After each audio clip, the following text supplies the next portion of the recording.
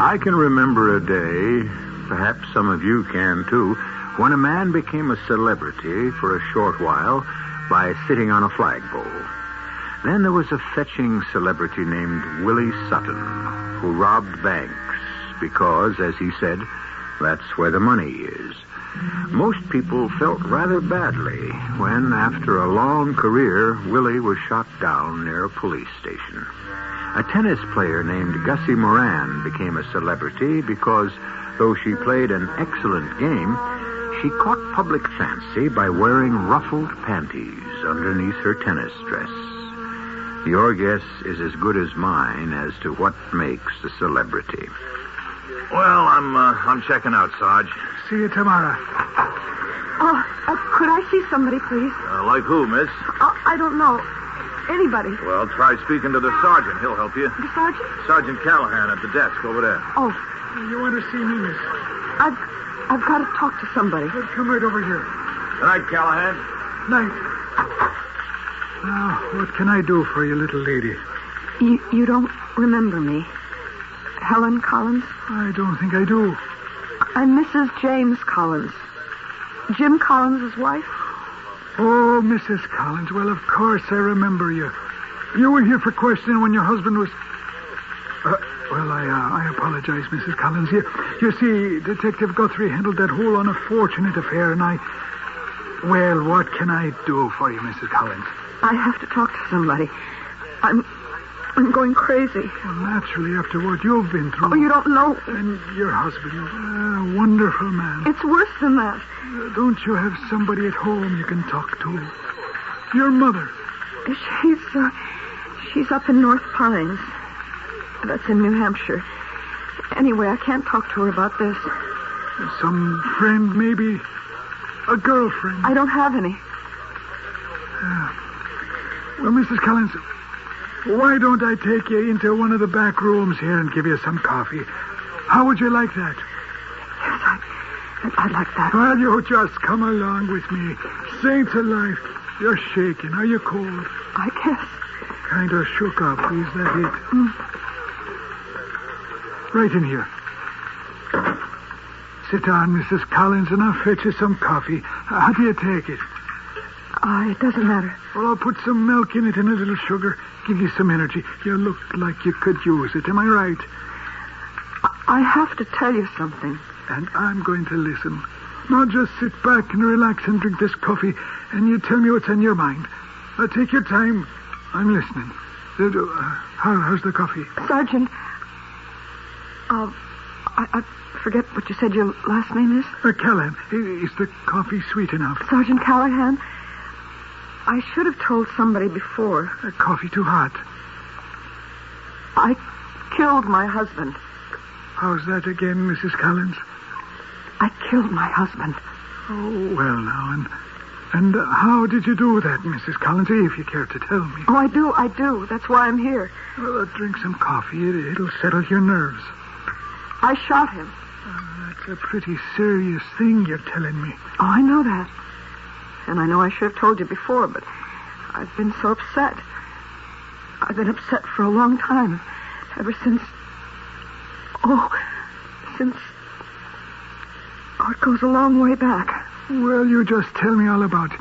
Start way back if you want to, or wherever you're mind to. Okay? Yes, I'd like that. You're being very kind to me. That's what we're here for, Mrs. Collins. Well, you see, Jim and I grew up in the same town, North Pines, New Hampshire. I don't suppose you've ever heard of it. Well, I knew he came from New Hampshire, some town. Oh, a very small town. And we didn't exactly grow up together. I mean, I didn't really know him. He was older than me. Uh-huh. In North Pines High School, he was a senior when I was a freshman. Of course, everybody knew him because he was such a great football player. Everybody just idolized him. He was the star. I used to go to all the games. Well, everybody did. And we'd cheer like crazy, and I'd cheer along with everybody else. even though I didn't have the faintest notion what was going on down there in the field. But I'd scream and wave my pennant. I was really cheering for him, you know? Sure, I know. And sometimes after the big games, there'd be parties, dances, and he'd be there and everybody crowding around him. He hardly got a minute to himself. And that's how I happened to meet him. Hey there. Who, me? Yeah, you. Come here. You want to dance with me? I want to get out of this cruddy crowd. Come on. Where to? Well, any place. Outside. Come on. Everybody will think I'm making out, but you don't care, do you? No. No, I don't care. Whatever you say. I didn't even know what he was talking about. I just knew that for some crazy reason he had picked me. Me, of all people, to talk to. Well, we went outside and we talked. Anyway, he talked. I expect I'll go to Ohio State, maybe Stanford. I've got all kinds of offers. I get a new one every day, practically. Oh, I just bet you do. You know, the scouts come around to all the colleges. Senior year, they do. Scouts? Yeah, for the big teams. I expect I'll be drafted if we can come to terms. Drafted? I didn't know what he was talking about, but I didn't care. He was talking to me. Just as though I was somebody that mattered. Somebody worth talking to. Not many people had ever talked to me that way. And the last person in the world I expected to was Jim Collins. You can imagine. Oh, sure I can. I never saw him again. Not to talk to.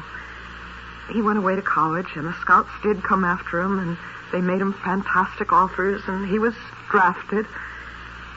And after that, he belonged to them. And he started playing professional football, and well, I guess you know all about that. Everybody does. He was just wonderful. Greatest running back ever lived. Of course, I read all about him in the papers, every word. I was teaching kindergarten by then in North Pines. I don't know if I was in love with him. I didn't think of myself that way, or of him. But I would think of that evening with the orchestra playing I Don't Know How to Love Him. You remember that song? Oh, sure. Well, that's kind of how it was. I couldn't think of myself as actually being in love. That was, well, it was beyond my wildest dreams. I just felt that for that one evening, somebody famous and great and exceptional had talked to me, told me about his plans, told them to me, of all people, me, you know? Sure. Do you want some more coffee? And then this absolutely amazing thing happened. He came back to North Pines. The North Pines, that dinky little place. I mean, we didn't even have a library. That's how small North Pines is. Of course, he came back to see his parents, not to see me, naturally. And the whole town turned out. I mean, they put up banners, and they had a parade and music, and the mayor made a speech. Oh, the town really turned itself inside out and upside down.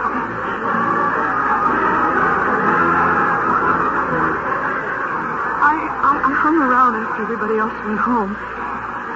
Jim stayed and talked to the mayor for a few minutes, and then they shook hands, and the mayor went one way, and Jim went another way. And there I was. He almost bumped into me. I'm sorry. Did I hurt you? Oh, no. You didn't hurt me. I didn't hurt you, did I? You're too little. Well, that was a silly thing to say. Hey, I know you, don't I? Not really. From somewhere. I know you from somewhere. High school? High school. Way back then? The big dance? Which big dance? Just before you went away to college? I took you to the big dance? I mean, you were my date? Oh, no, it was nothing like that. We just talked for a little while. We went outside and talked. Oh, you don't remember. No, there's no reason why you should remember. You just wanted to get away from the crowd, and I went with you. Well, I'd like to do that now. Hey, look, have dinner with me, huh? Dinner? Yeah, dinner with me. How about it? You want to? Well, yes. Yes, I do. Yes, I'd love to. Jim was in town for just a few days. I had dinner at his family's house. I hardly remember that because, of course, his parents just hung on every word he said, and so did I. And when he came to my house, it was the same thing. He told the same stories he told at his family's house, and my parents loved them, and I loved hearing them again. I felt like I was becoming a part of his life, hearing all those stories and all the famous names and everything, all so different from anything I'd ever known. Just like another world. Oh, you're sure you want to hear all this? Yes, I do. Well, you're not going to believe this part. Well, try me. He fell in love with me. Yes, Jim Collins fell in love with me. Now, why wouldn't I believe that? Well, because you can see the kind of girl I am, and you know what he was. But he did. He fell in love with me, and he asked me to marry him. Actually, asked me to marry him. Oh, you want some more milk in that? More sugar? No, this is fine. Well, he asked me to marry him, and what could I say? I said yes. What else was there to say? Well, what about no? To Jim Collins? Say no to Jim Collins when he asks you to marry him? You loved him. Oh, of course I did. I mean, here I was, a kindergarten teacher in North Pines. Not very pretty, not unusual in any way. I thought I'd live my whole life in North Pines. Maybe be an old maid. Maybe die there. And then Jim Collins asked me to marry him. The great Jim Collins, the great football player. Greatest running back ever lived. Of course I said yes. And we got married right there in my parents' house. Because Jim had to leave the very next day. Training starts day after tomorrow, Helen. It does? Yeah, for a month. Where do you go for the training? Westport, Connecticut. Will we live in a house or an apartment? Oh, baby, it's only for a month. A hotel. Well, I thought you might want to stay on here with your folks. What for? I want to be with you. Kid, I'll be living in a dormitory. A dormitory? Yeah, with all the other jocks. You mean we can't live together? Not during training. Why not? We're married. Helen, those coaches are strict. They own us. They watch us like hawks. Now, you wouldn't like it, and even if they'd let you in, and they sure wouldn't let you in, not during training. Well, when do I get to see you? Well, after training, then for 2 months, there's exhibition games. Miami, Buffalo, all over.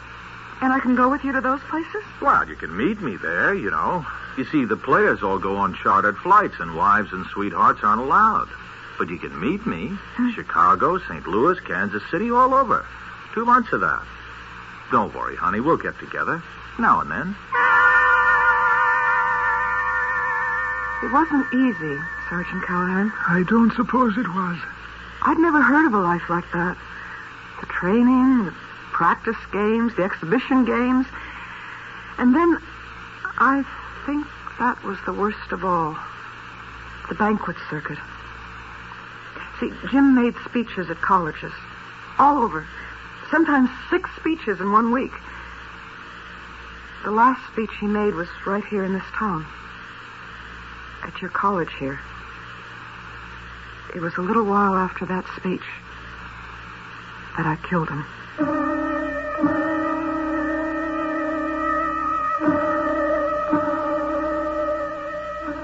Do you dream of becoming a celebrity yourself?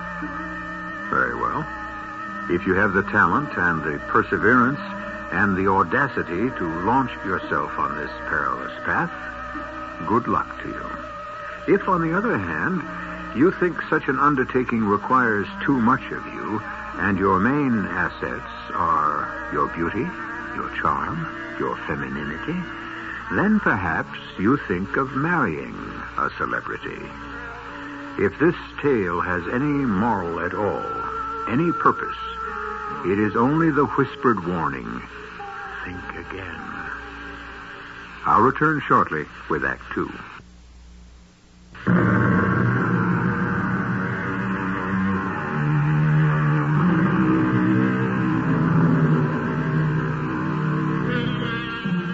Jim Collins was a football hero at North Pines High School. He was a football star at college. He was drafted into the majors after graduation and became a football celebrity.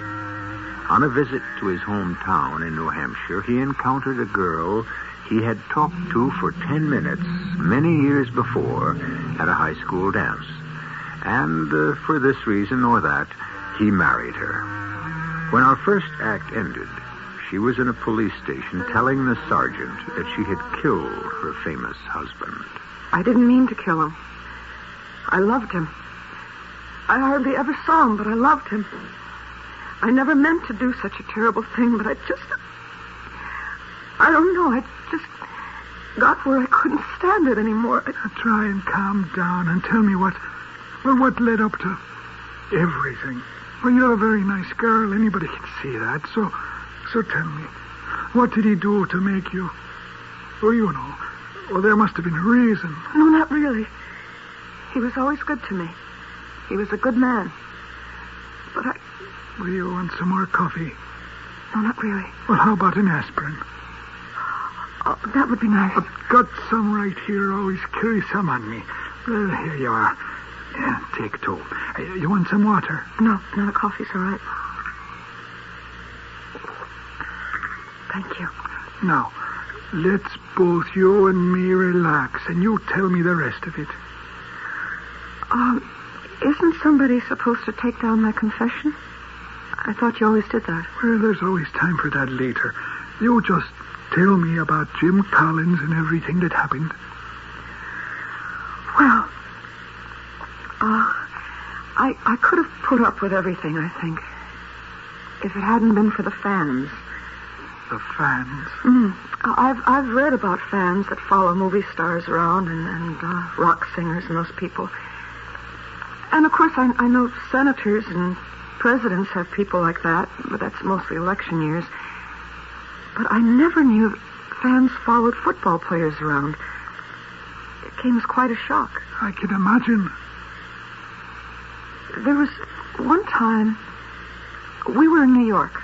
I'd never been to New York before, and Jim and I went into a big department store. I wanted to buy a purse, one of those over-the-shoulder things, you know.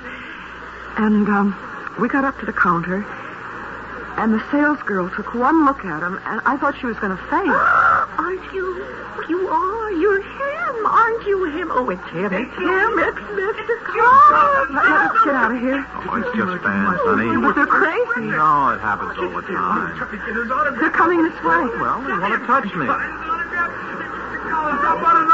can't stand it. I can't stand it. Helen, wait a minute.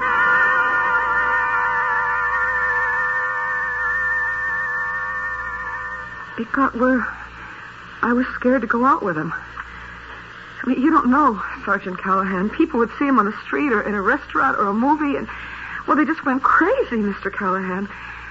And nobody can tell me they loved him. I mean, love should be gentle and kind and considerate. Don't you think so? I believe I do.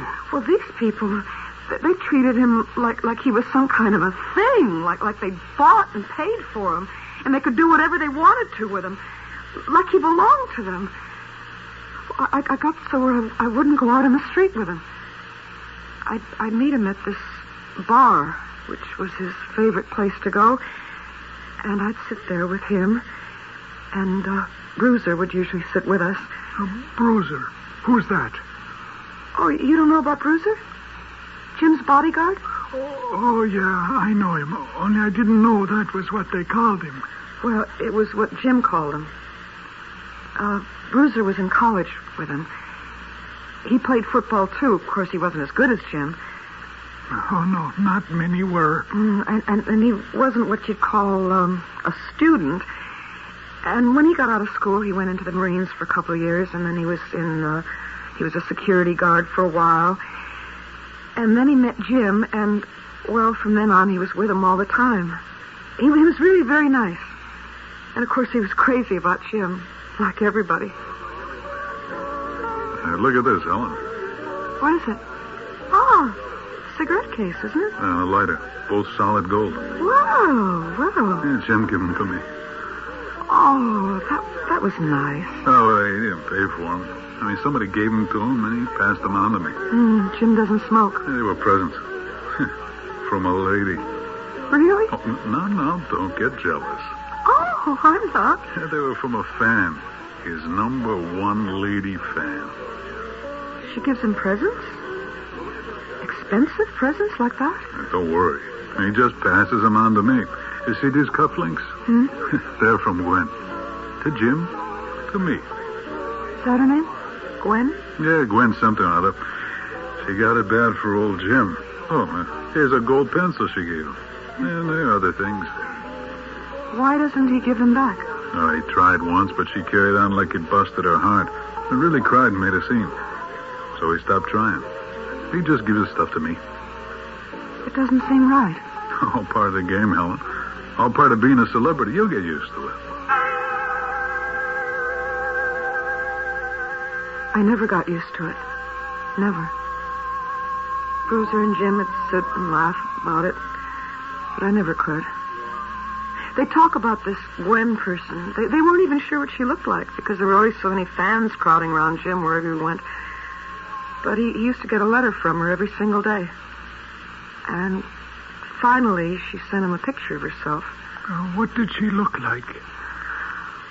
Well, she was pretty. I was jealous. I have to admit that, Mr. Callahan. Should I call you Sergeant Callahan? You just call me whatever you want to. This is a very informal talk we're having. Well, she had lots of blonde hair. The thick, heavy kind, down to her shoulders. And a beautiful smile. And very big eyes. And I guess what you'd call a sexy mouth. I guess you'd say she was beautiful. You'd think she'd get a man of her own instead of... Well, the picture upset you. Is that it? Well, I was already upset. Not just by her, by all of them. All the fans. They were just so wild, so uncontrolled, so kind of crazy. But your husband didn't mind. I think he liked it. Anyway, Bruiser had a gun. Oh, did he? Just in case things got rough, he said. Because things did get rough sometimes. People fought to get near Jim. And fights started, and if Jim didn't do what they wanted him to, spend enough time with them or hand out enough pictures or sign enough autographs, well, they'd get sore at him and make threats. Well, what kind of threats? Oh, like they'd ruin him, like they hoped he'd lose a game, lose 10 games in a row, break a leg. I mean, they'd get really angry. And I couldn't stand it. I mean, after all, he was a person. But he and Bruiser, they just laughed it off. Like the last letter he got from this Gwen person. What did the letter say? Do you remember? Most of it. See, we were sitting in this bar we used to go to, and Jim got it out, and he started to read it out loud. I know that wasn't very nice of him, but he always did it. Dearest, most adorable man in the whole world. Oh, how about that? Yeah. I saw you yesterday going into the barber shop, the big one where all the famous men go to. I worship you from afar, but my secret dream, which I shall now reveal to you, is to be near you, near enough to kneel at your feet and have your blessed hands touch my head. Come on now. I received your picture, but it's not the one I want. You sent her a picture? Yeah, the PR office sends them out to everybody. It's nothing. She didn't like the picture. I received the picture, but it's not the one I want. I want one that will be mine alone. The one you sent me says, "Hi there, Jim," and that's not at all what I want. because I am not like your other fans. I adore you, every part of you, if you know what I mean. You are my idol, my god, the avatar of my desire. Avatar? What's an avatar? Well, who knows? You want to hear the rest of this? I don't. Oh, it's just more of the same. Jim, I think you should tell her to stop writing to you. Stop hanging around all the time. Well, Helen, what's the harm? She's not hurting anybody. She's hurting me. Oh, is my little baby getting jealous, maybe? Oh, it's not that. It's just all so undignified. Well, what's a little dignity when you're a celebrity? It's so cheap. Hey, look. Huh? Look at what? It's her. It's that dame, that Gwen Woozitz. Where? Oh, for Pete's sake. Well, she just walked in. She's looking around. All right, let her. You want her here. You want her to see you and come over here and spoil everything. Honey, what's the harm? She spotted you, Jim. So what? She's coming over here. Oh, she's a pathetic dame. Got something in her hand. Okay, let her have her fun. She has got something in her hand. Who cares? Well, hello? Hello there. Well, hello there to you, too. I was hoping you'd be alone. This is my friend, and this is my wife. Hi there. You didn't answer my letter. Well, I've been pretty busy, you know? Oh, well, you didn't send me a picture. Sure I did. Well, not the kind I asked you for. Now, look, I don't have any of those kind of pictures. Well, you could have had one taken. All right, well, my manager wouldn't like it. Oh, well, he wouldn't have had to know. And neither would my wife. Oh, well, in that case... Jim, look out. What? I have to have something... Well, wait a minute. Something of my own... What is she doing? Get that... There! I got it. Something of my own to remember you by. So long, everybody. What the... Oh, now that's a new one. She cut off a piece of my hair. How do you like that? She got nerve, all right. Yeah, she's got nerve. She's horrible. She's a horrible thing. Oh, come on now, honey. She didn't hurt me. A little lock of my hair. Let her have it. You don't even mind. You don't even get upset when somebody you don't even know treats you like that. As though she had rights to you. What? As though you were her servant. No, it's worse than that. Nobody would do anything so degrading to a servant, not even to a slave. She treats you like a pet, a dog or a cat, and you don't even mind. You're a public pet. You ought to be in a zoo where people gape at you and feed you things and call you cute. You're in a great big zoo, the main attraction in a great big zoo, and you don't even mind. You love it.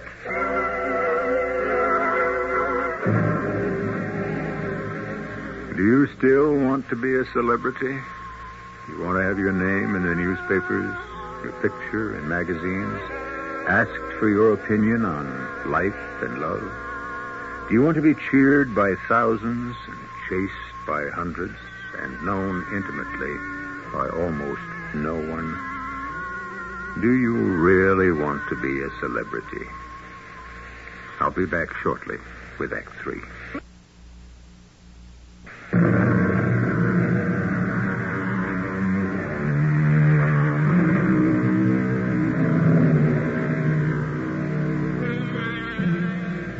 Our small-town kindergarten teacher has married the small-town boy who was a local football hero. But since the halcyon days of high school and high school football, he has become an outstanding football star for a professional team, and increasingly popular, famous, and celebrated, until he has reached the status of a national celebrity. All this is foreign to our heroine, and distasteful. I screamed at him. You ought to be in a zoo where people can gape at you and feed you peanuts and call you cute. You live in a great big zoo and you don't even mind. You love it. Oh, this, Mrs. Collins, just because a silly woman snipped off a lock of your husband's hair. I mean, they weren't alone. You were with him, you and his bodyguard, and other people. You were in a public place, a restaurant, a bar, with other people around. I think that made it worse. Like he was on display. To be touched and handled by anybody at all. Well, that's better than having them alone together, isn't it? I don't know. I never thought about them being alone together. Because they never were. Are you sure about that? Oh, yes, of course I'm sure. Jim wouldn't have wanted to be alone with her. He didn't even like her. And he didn't have time to be alone with her. He hardly had time to be alone with me. I tried to follow him to all the big games, and I'd wait in the hotel room for him. In the suite. He always had a beautiful suite.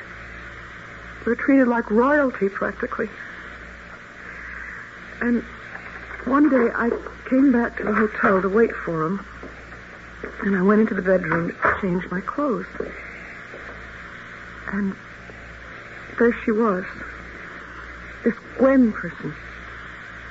She was going through her clothes closet. What are you doing? Oh, you're his wife? What are you doing here? How'd you get in? Oh, now, please, don't be mad at me, Mrs. Collins. Who let you in here? Well, I told them, see, I was Jim's sister, and I had to meet him here. You don't mind, do you? Yes, I mind. I mind very much. Why are you going through our clothes? Well, I had to have something. What? What, you want money or what? Money? Oh, no. I don't need any money. Then what do you want? Well, something of his. But what? Oh, you gave him a lot of expensive presents. Do you want them back? Oh, no. He tried to give them back to me, see, but I wouldn't take them. I want him to have them, to carry them with him all the time, to touch them every day. He doesn't touch them every day. He gave them to a friend. We didn't. He wouldn't do that. His friend showed them to me. Well, I never thought he'd do that. Well, he did. Do you think sneaking up to him and cutting off a piece of his hair was a nice thing to do? Well, I had to have something that was his. And that's why you're here now, to get something else of his? Yes. What did you take this time? Well, nothing much. You took something out of his clothes, didn't you? Well, yes, but it isn't anything. He won't even notice. What is it? Well, it's not worth anything, only to me. You've got it in your hand, haven't you? Well, yes. Show it to me. Oh, please, let me keep it. Show it to me. Oh, please, Mrs. Collins. I'll call the manager. I'll call the police. No, don't do that. I'll show you. Here, see.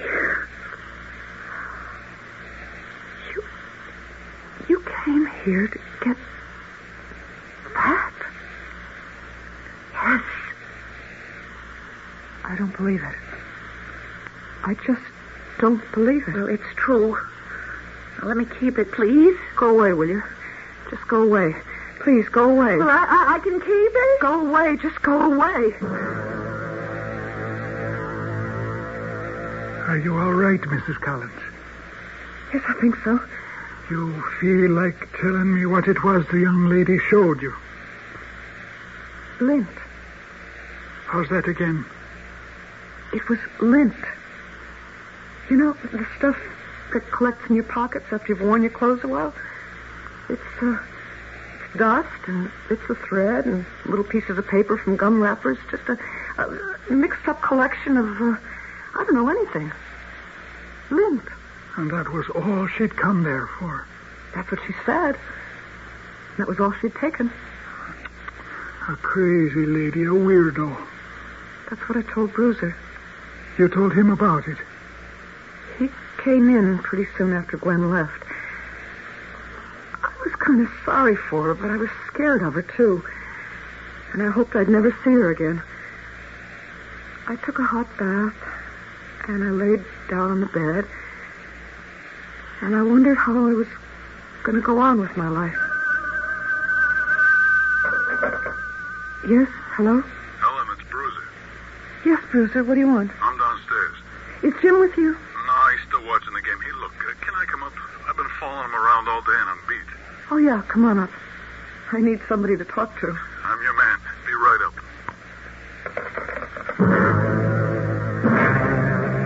Don't you see, Bruiser? It's like thousands and thousands of years ago when people were savages. When they drew pictures of animals in the dirt because they thought that'd mean they'd find an animal and kill it. They thought it would work magic. I never heard anything like that. Bruiser, they shot arrows at the clouds to make it rain. That's nutty. It isn't any nuttier than shooting at presidents to start a revolution. Yeah, well, that's nutty, too. There are tribes today where a girl follows a man and takes the dirt from the ground he's walked on, from his footprint, and she takes it home and plants a flower in it, and she's sure that when the flower grows and blossoms, the man will love her.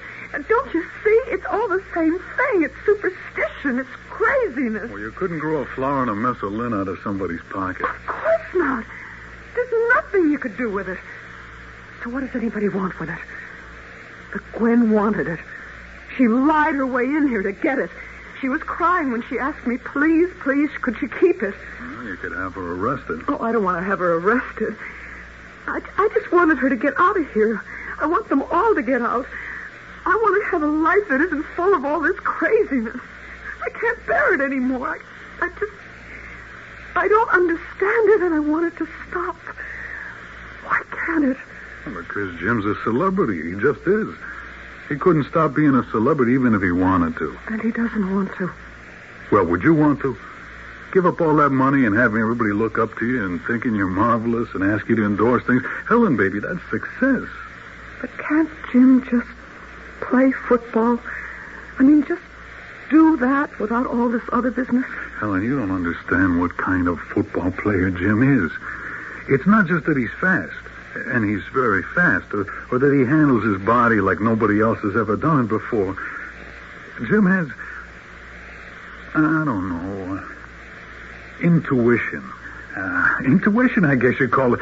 Something goes on inside his head, a feeling for what to do.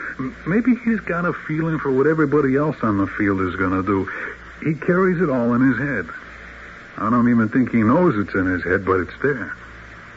It's mystical-like. It's born in him. He's like clairvoyant, you know? I don't think I can stand it anymore, Bruiser.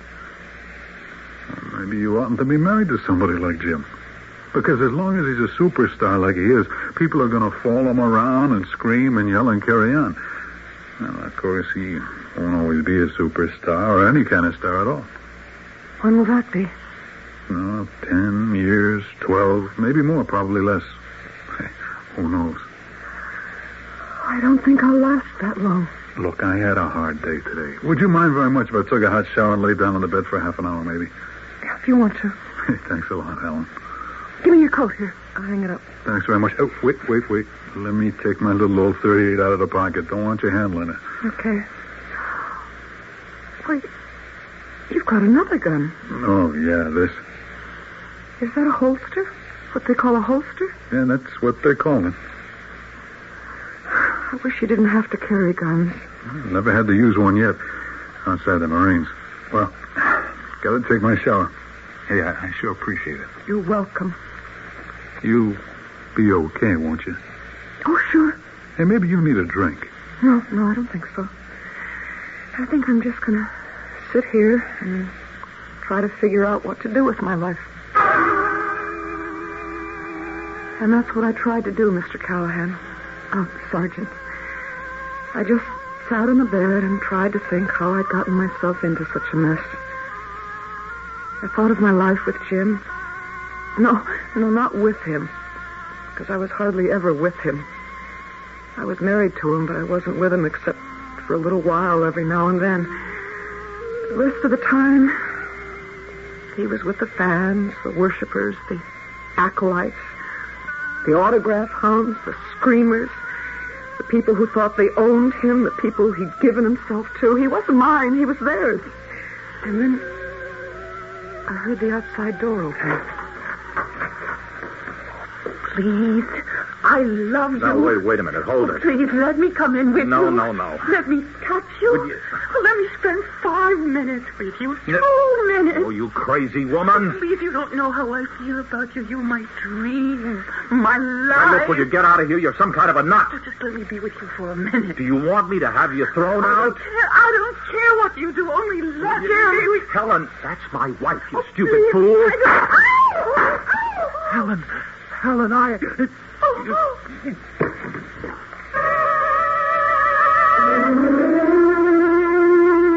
And that's how I came to shoot him, Sergeant Callahan. I don't remember picking up the gun. I don't even know which gun I picked up. I never had a gun in my hand before. But when I saw Jim and the girl, Gwen, and she was hanging on to him, pleading with him just to let her touch him, I don't know why I wanted to kill him. But I did. I wanted his kind of life to end. Maybe I should have killed her. Maybe that would have made more sense. I don't know. Neither one made any sense. No, I guess not. But what I wanted was for it all to stop. All the craziness, all the screaming and yelling and grabbing for things. I wanted everything to just quiet down and be calm and peaceful. So that I could be calm and peaceful. And maybe a little happy. I understand. Do you? Really? I really do. Thank you. Mrs. Collins, you didn't kill your husband. Oh, but I did. The gun you had in your hand was never fired. But I heard the shots. 2 shots. They came from a different gun. Oh, no, not Bruiser. No, he wouldn't. No, not from either of his guns. From a .32, belonging to a very crazy lady. Gwen? We picked her up this morning. But she loved him. What a fan feels for a celebrity, Mrs. Collins, is a very mysterious thing. I don't know what it is, but I can tell you what it isn't. It isn't love.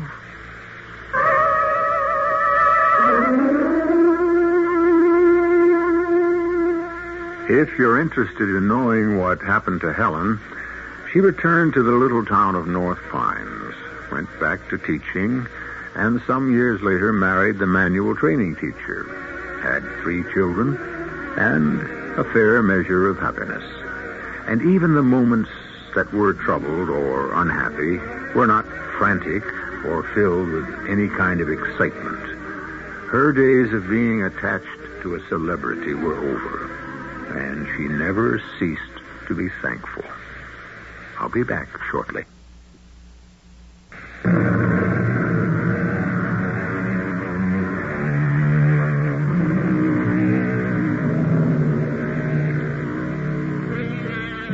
Our cast included Lois Nettleton, William Redfield, Marion Haley, and Lloyd Batista.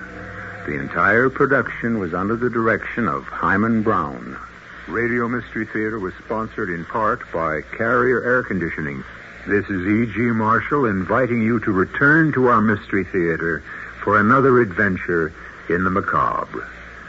Until next time, pleasant dreams.